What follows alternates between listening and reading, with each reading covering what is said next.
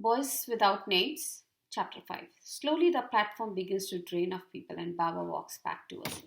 His face has this strange look as if someone has promised him a singing bird and handed him a rusty cage. Baba and I huddle together to figure out what we need to do.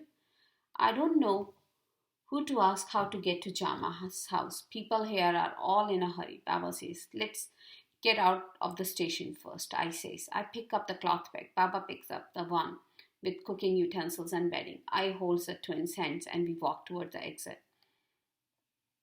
Naren starts to go through the gate, but a ticket checker in a white uniform puts his hand out. You should keep the tickets ready when you're going through the gate.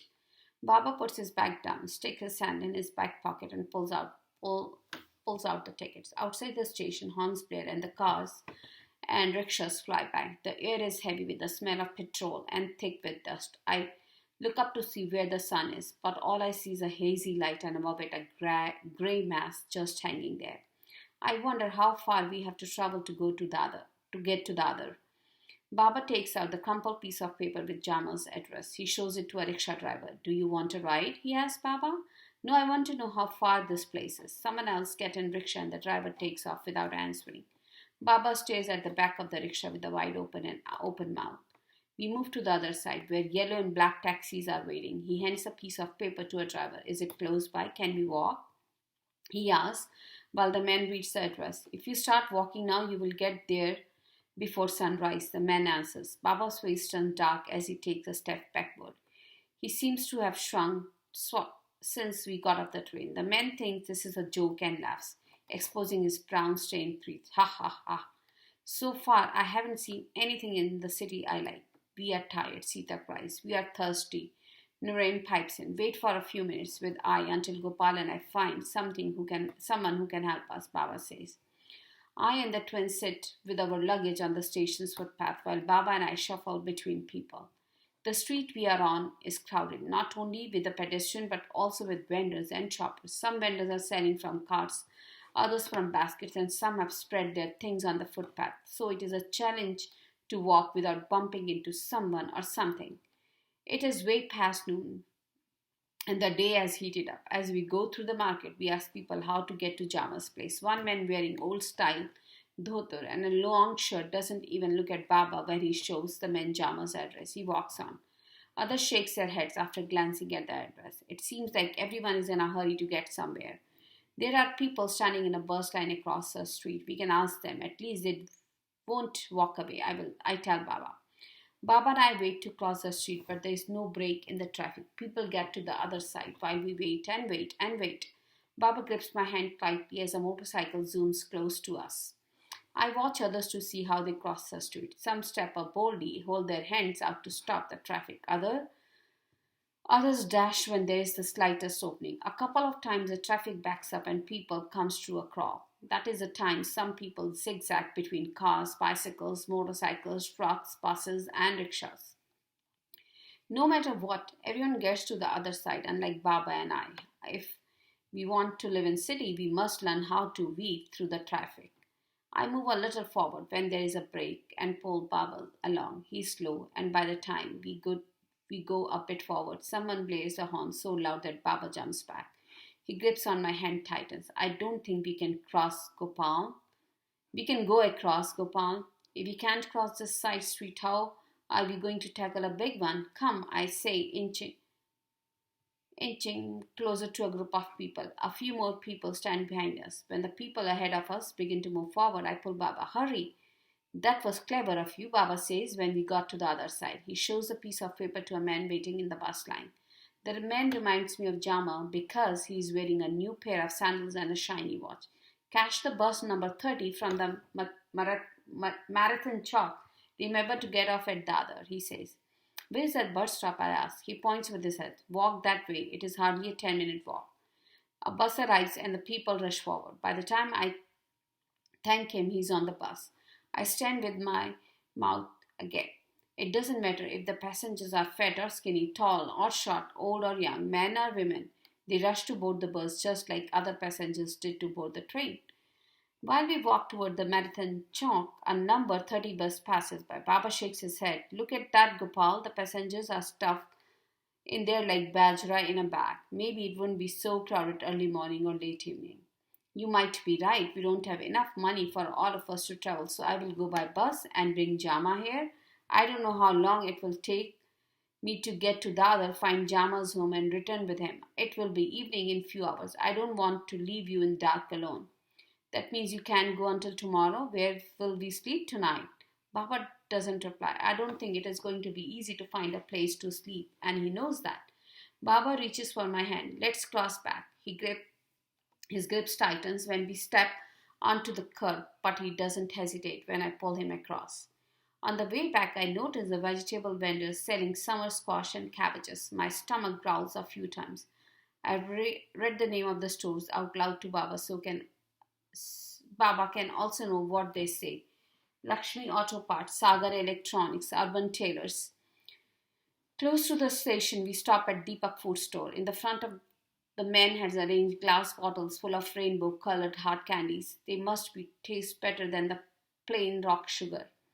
My mouth waters. When Baba asks the store owner if there's a place for traveler, he says, "No, not if you don't have money." His face is clean shaven and his bald forehead reflects the light of a naked bulb that hangs above him. Baba points across the street. My family is waiting by the station, and we have two other young children. So if you can tell me about a place where we can spend a night, I will pray to God to bless you. A man paying for groceries turns around. "You're better pray for your own family. Looks like you can use it," he says to Baba. No one has insulted Baba like they have in the city. I want to stuff the man's mouth with rocks. I am not the only one. The store owner takes the customer's money, and as soon as the customers leave, he says, "There are some people who think showing sympathy will cost them a rupee." Then he asks me, "Have you eaten?" I shake my head. He tells us, "I will give you some lentils and rice. That's all I can do." We are grateful for that. Baba's voice trembles. "You are like thousands of others who pour into Mumbai and in its suburbs looking for a better life." The store owner says, opening up an old newspaper. "This place is big, but not big enough for everyone. Thousands of others." "I don't understand," Baba says. The store owner picks up a page of newspaper, tears it in half, and rolls each into a cone. He fills one with rice and other with lentils. Yes, every single day people from Bihar, Bengal, Gujarat, Karnataka, Assam, Madhya Pradesh and other states come to this city wanting a good life. "We can't feed and give homes to everyone," he mumbles. "But we are willing to work and not live on charity," Baba protests. "I know, but don't you realize that there's too many people like you looking for work?" He packs some salt, red pepper, and turmeric in small packages. He puts it all in a plastic bag and hands it to me. Baba takes out some money. "Today you are my guest. You don't need to pay," the owner says. Baba bows. "I pray to God to keep your family happy and healthy." I bow too. "We better get back to I and the twins. I'm sure they are scared." I tell Baba. "Yes," he replies. "We have wandered enough for the day." I, Sita, and Naren are huddled on the footpath. "What did you bring?" Sita asks as soon as she sees my bag. "Look what the man gave us," I say, showing the packages. "There is rice and lentils and spices. What else?" "Isn't this a lot? He gave it for free." "But how will we eat it?" Sita asks. I'm annoyed with her. We got all the groceries and she's still whining about food. Before I tell her to stop complaining, she says, "We have no stove to cook rice and dal."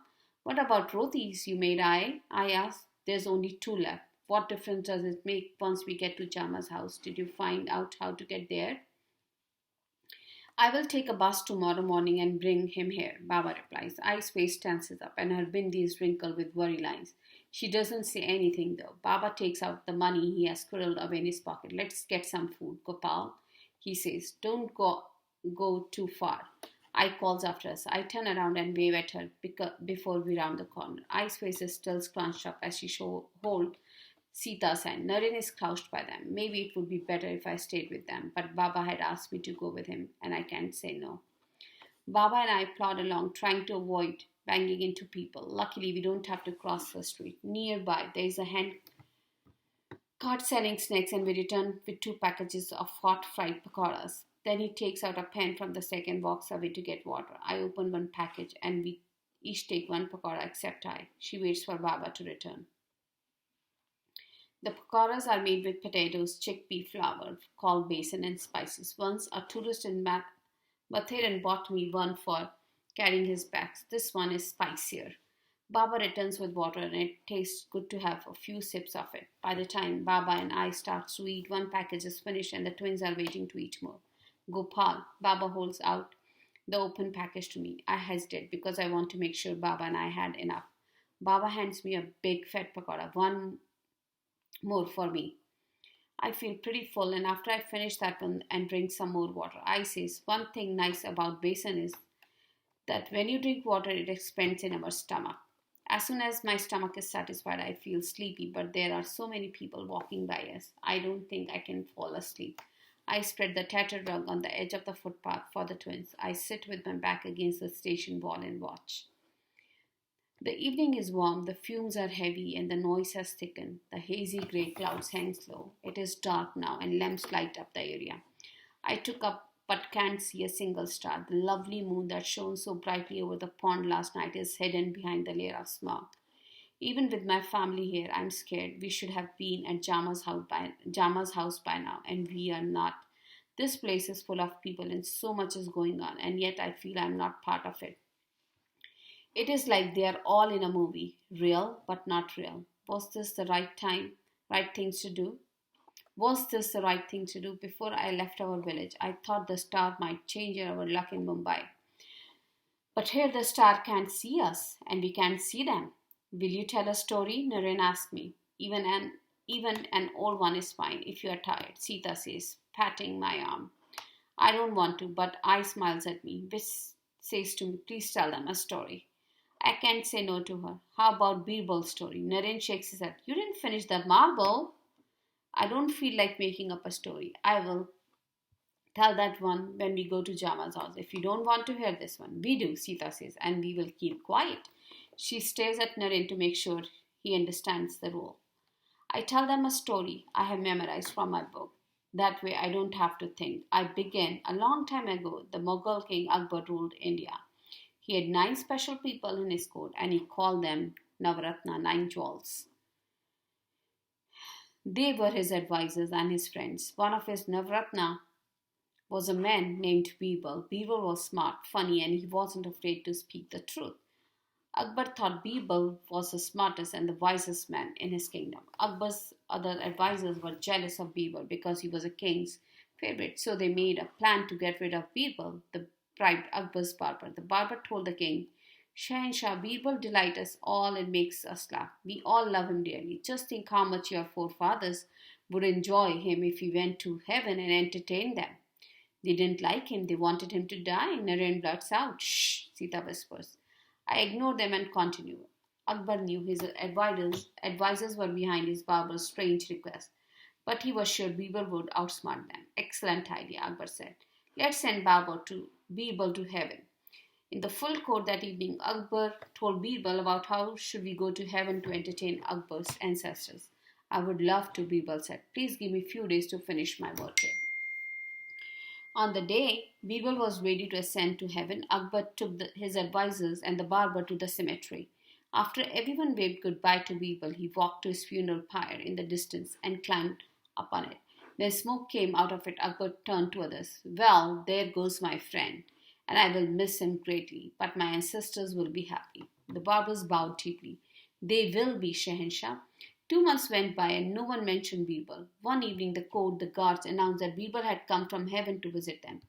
Everyone's faces were shadowed with a dark cloud except Akbar's. His brightened with delight. Let him come in, he said, getting up from his throne to greet his dear friend. Akbar asked Birbal about his father and mother, about his grandfather and other family members. They are all well except for one thing, Birbal said. Akbar said, tell me, what do they need? Birbal stroked his beard. As you can see, they don't have a barber there. Akbar's laughter filled the courtroom. Then I must send mine, he said. The barber's color faded and he trembled. The twins are fast asleep. I covered them with the blanket. You picked a good story to tell. When they know the end, they relax and doze off. I says to me, is your kahani done? A voice from a family my left asked. I turn and see girl my age sitting cross-legged. Even in the dim light, her smile is bright. I am surprised because I didn't think anyone else was listening to my story. Yes, this is the end, I tell her. But I thought Birbal had died. No, no, Birbal had dug a tunnel from his house to the cemetery. He climbed down from the pyre before the fire could burn him. Then he didn't leave his house for 2 months. You never mentioned that, she says with a confused look. I know, my brothers and sisters have heard this story so many times that I don't need to. तुम अच्छी कहानी सुनाते हो, she says. I smile. Her compliment that I tell a good story fills me with the happiness. By now the footpath has pulled up, and I can't tell if the people sleeping next to the girl are her family or not. Without a family and a home, it would be so scary to live in the city. I am fortunate to have Baba, I, Narain, and Sita with me. And tomorrow we will be at Jama's home. I stretch out on a pavement. In the village, sometimes we slept outside our hut in the open, but here it is different. Strangers walk by us. They have homes and they know we don't. I am ashamed to be sleeping here, and I wish I could tell them we have a place to go. I can do that, but tomorrow, when these people walk home, they won't see us. The traffic thins out as night descends. In the daylight, the city is overwhelming like a crowded fair, and night it is forbidding like an enemy's camp. Many people line up on the footpath like us. Some have old rugs or blankets, and some have put down pieces of cardboard or tarp to lie on. The girl who listened to the story has a piece of fabric spread out. There are few who use nothing, no one walking, especially the people with fancy clothes and home to go to, seems to pay any attention to us. I guess half the city sleep outside. The concrete is hard to lie on, and I miss the mud floor. The voice seems to move away as I get drowsy. I wake up with a scream when something hits me hard in the stomach. I double over with pain. Why are you sleeping here? A voice blares at me. I open my eyes and see black shoes too close to my face.